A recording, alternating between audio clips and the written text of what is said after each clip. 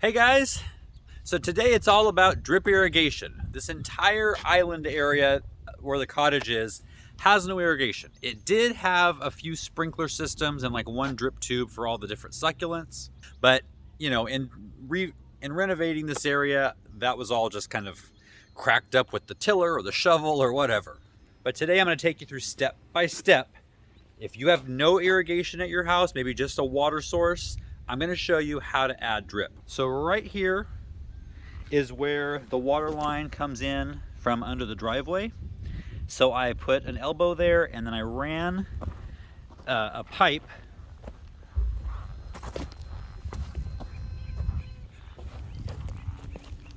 up to the main path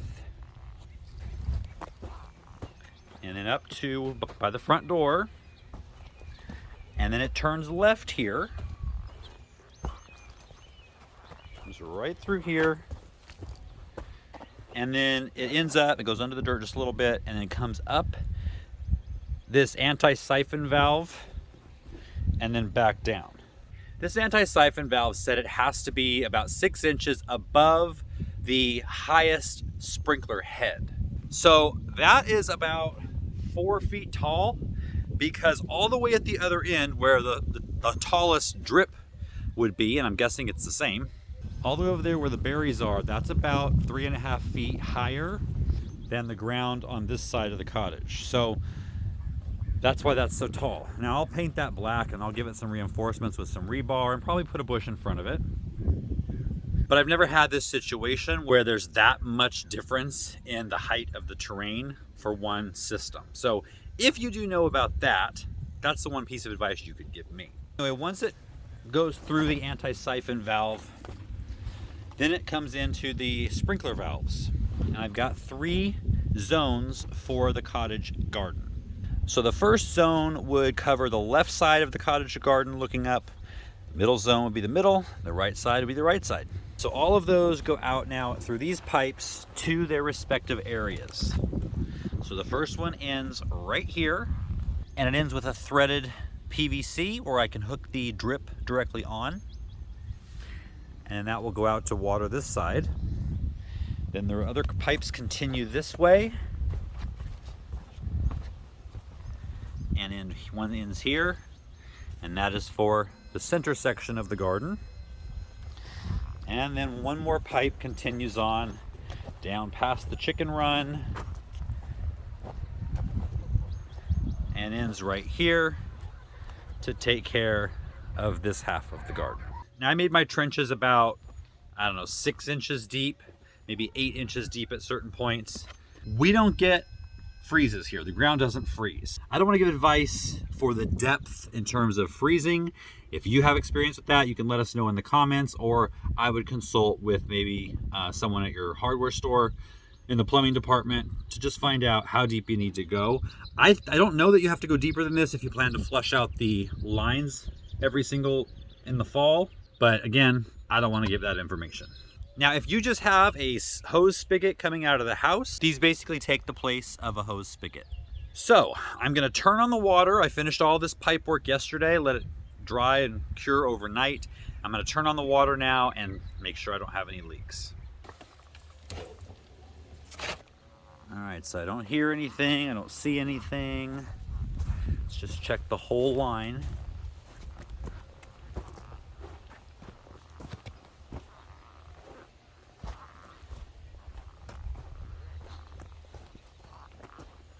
Okay, so let's turn this one on and we'll see what happens.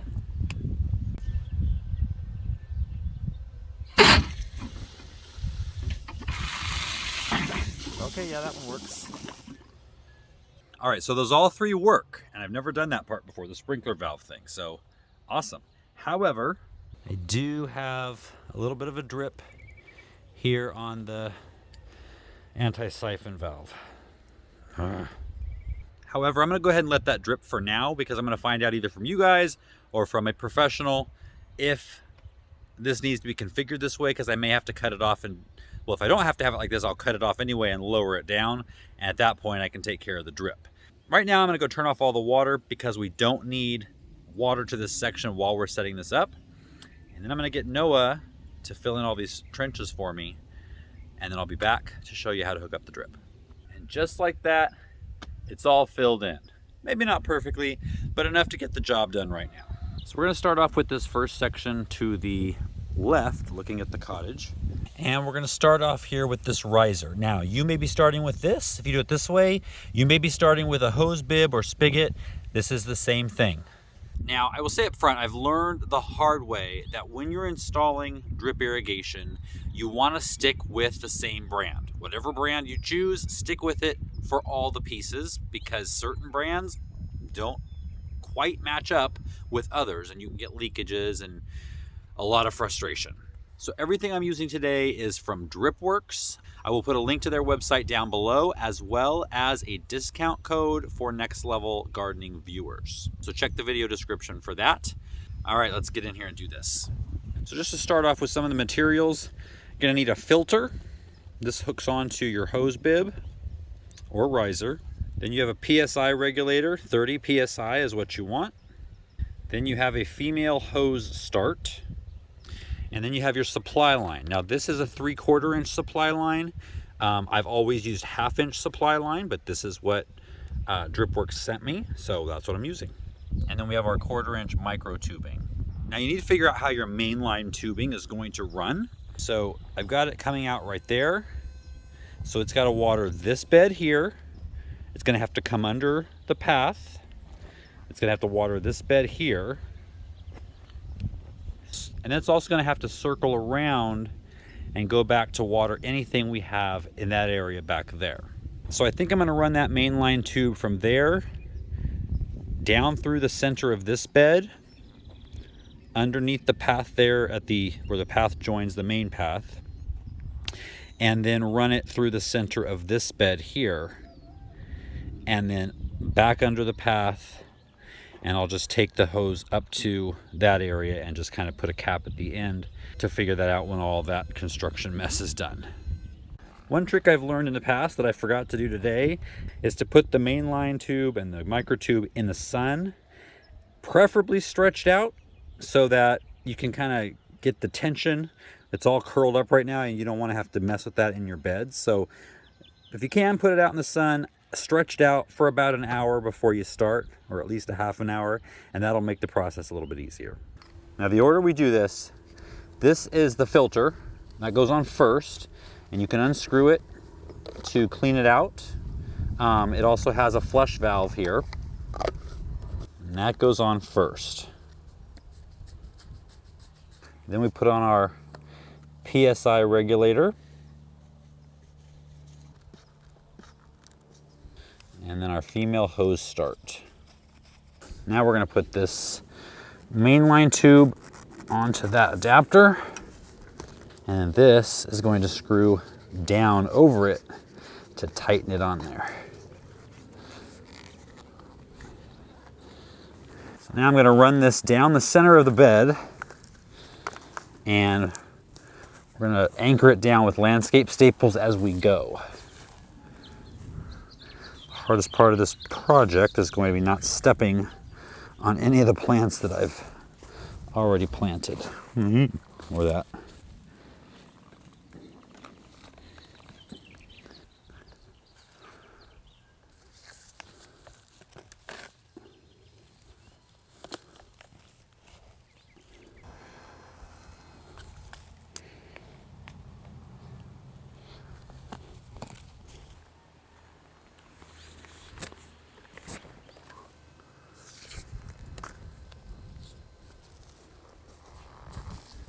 I decided rather than continuing this on around and back up to the top, I'm going to end it right here. And so you do the same kind of thing as when we started the line. You put this on it.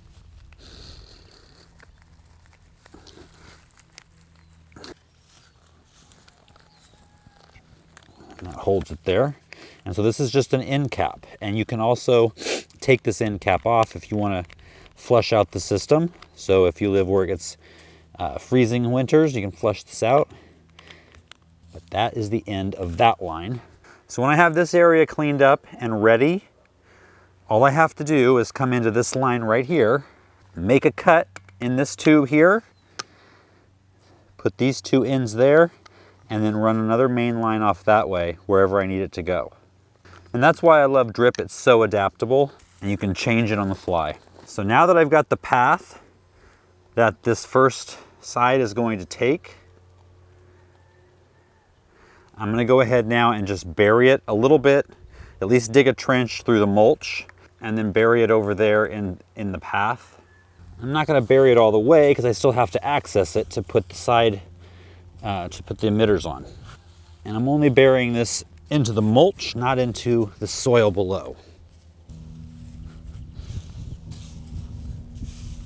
I'm not going to worry about burying it all the way because I still need to find it to put the emitters on it.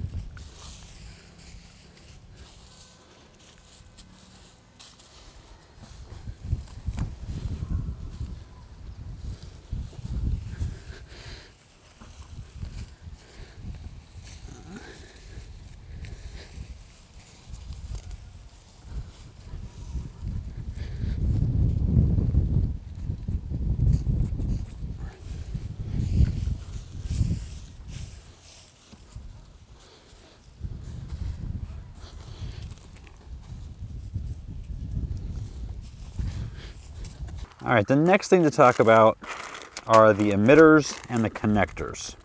So these are the barb connectors, and they puncture in one end of the mainline tube, and then the 1/4-inch tube hooks to that. And they also have these in like T shape. So if you want to go into the tube and then have a tube come out from there, 2 tubes come out from there. I saw that they had these, and I actually,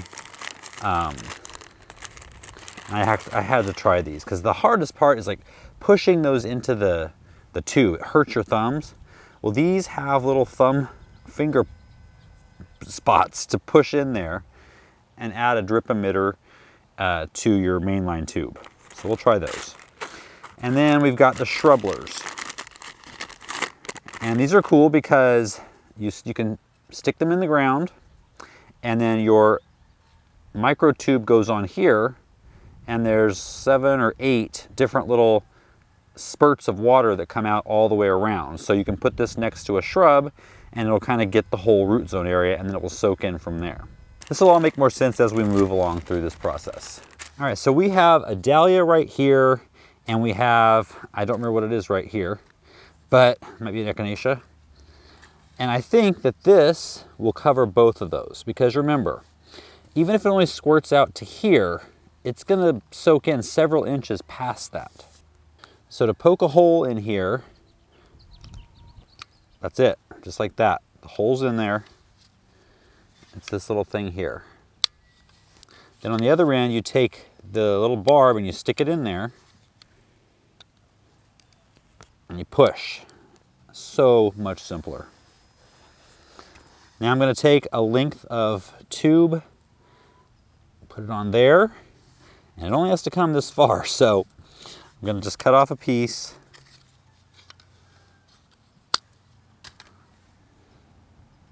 And put it right on there like that.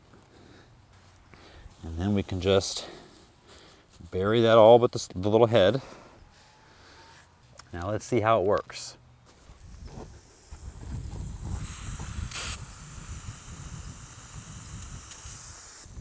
Yep, I think that'll work. If it's something like this little Amimagus, and it's right next to this, you can just make a hole. And then we're gonna push this little thumb, what do they call it? a pinch dripper.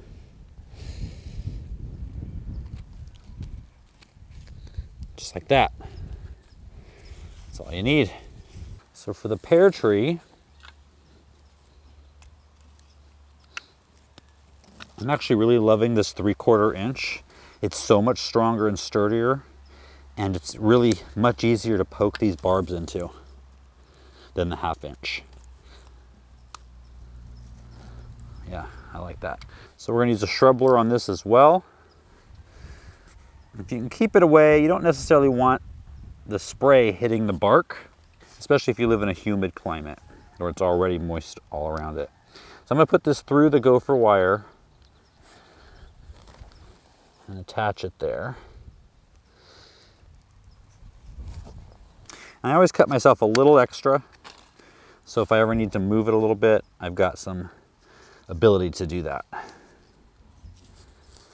Okay. I'll come along with new mulch and mulch this entire bed again. Now out in the middle of these beds, I really like these shrublers as an option, because whether it's annuals that are going to be, you know, not there every season, or perennials that are, but you might want to move them around, the shrublers attached to a tube give you the option to kind of maneuver things in there.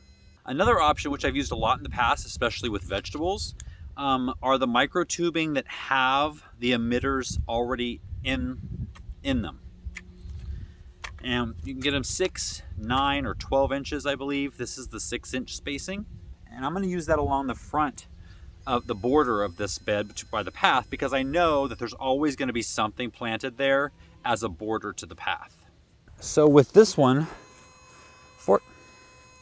by the way, if you hear this buzzing, it's these things. They're little posts that go into the ground and they vibrate every so often to scare the gophers away. We don't have gophers up here right now, so I'm not sure if it's them doing their job or they're just not here. I'll let you know. But anyway, the main line tube, right before it goes under the path, I'm going to go ahead and poke a hole there. And I put the barb already in this inline drip. Poke it in. I'm going to poke it in until you hear a click. Okay. Not sure if you heard that or not.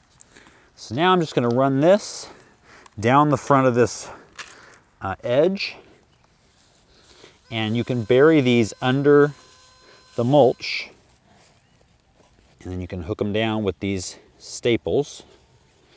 So right now a question is probably bubbling up in your mind, and I know that because of every drip video I've ever done. I get these questions, this same question all the time. I get this question on FAQ Fridays, and it's one that I can't really answer for you. And that is, how long do I leave the drip system running for? And that all depends on so many factors. It depends on the gallons per hour for the emitters. It depends on your weather. It depends on whether you have mulch or not. So that is something that you're going to have to figure out for yourself. So once it's all set up, the first day, try turning them on for about 15 minutes and see how that works. And then you can dig down a little bit and see how far that penetrated into the ground. Because remember, at the top of the ground, the soil surface, there's only going to be probably a little speck of water, depending on your type of soil. But it goes down and it gets wider. The moisture gets wider as it gets deeper, like a cone shaped. And so if you dig down right under an emitter, you're going to see how deep that goes. If it goes about 6 to 8 inches deep, then that's a good length of watering time. If it only goes a couple of inches deep, you want to water for longer. Now, as far as how often to do that, every couple of days, go out there, feel, make sure 2 inches down at this point, there's still some moisture, and if there is, then you can maybe go another day. Once you get it figured out, then you'll be able to set a timer. Hopefully you'll automate this because it makes things so much easier. Or at least make notes so you know, I need to do it this often for this long in the summer, and then maybe less in the spring and fall, maybe not at all in the winter. So another way to use these pinch connectors, or any type of drip emitter, it doesn't have to be this kind, and cut this to length, and then you can just push this right into the end. Anchor it with a staple. Okay, so I finished both of the beds on this side, and I'm gonna just I uncovered all the tubes, or left them uncovered so you could see what I did. So I used the shrubblers where it was gonna be covering multiple plants, so 2 or 3, or if it was a large plant, like a permanent plant, like a rose, those took shrubblers. So for the rest, I just used an emitter either punched directly into the mainline tube or at the end of micro tubing. And then again, for the front of this bed, I used the inline every 6-inch spacing micro tubing all the way along the front.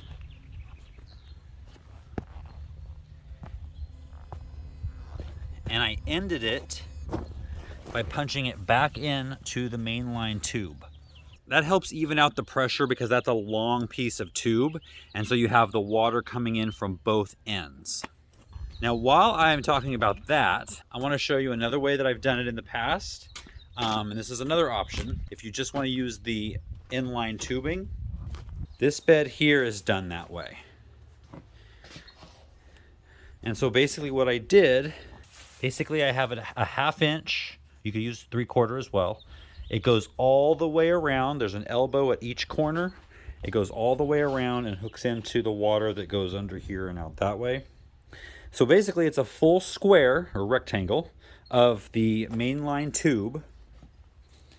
And then every foot or so, I have the inline with the emitters in it, the little brown tubing, going across, all the way across and hooking into the main line on the other side. I had done it before with just one mainline 1/2 inch tube going down one side, and then the inline tubes going across with just a little cap on the end of each of them, and it did not give equal pressure. So with this, the entire bed, because the water flows in the mainline tube all the way around and the tubes enter and exit those mainline tubes all the way down, it keeps even pressure in that bed. And at my old house, all of my vegetable beds were done that way. So that's totally doable for vegetables or flower beds. So just to give you a couple of options, there's no right or wrong way to do it. And I really think that this way is probably best for a bed that's a specific square or rectangle.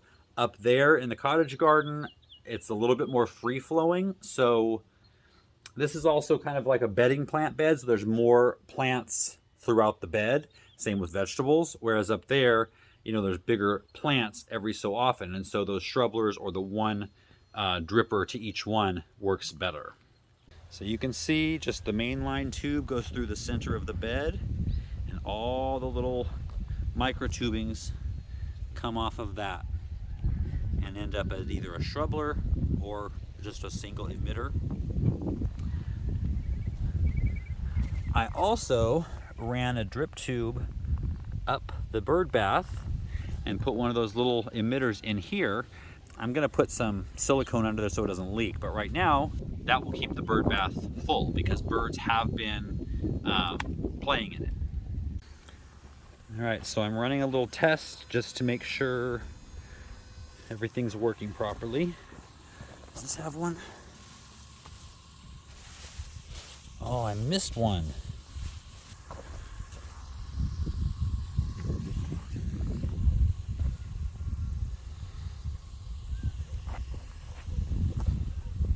A real easy way to tell if you missed one is it will start wilting in a few days.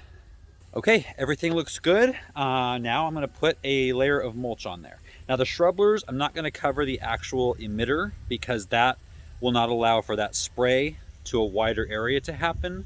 The single emitters, you can go ahead and just put the mulch right over those. Well, it's been a productive day. I finished this side. Tomorrow I'll work on this side. Take a look. Everything will be watered without me. And the compost, I use mushroom compost that's not quite finished for the mulch. I gotta say, the hardest part to all this really is just getting started.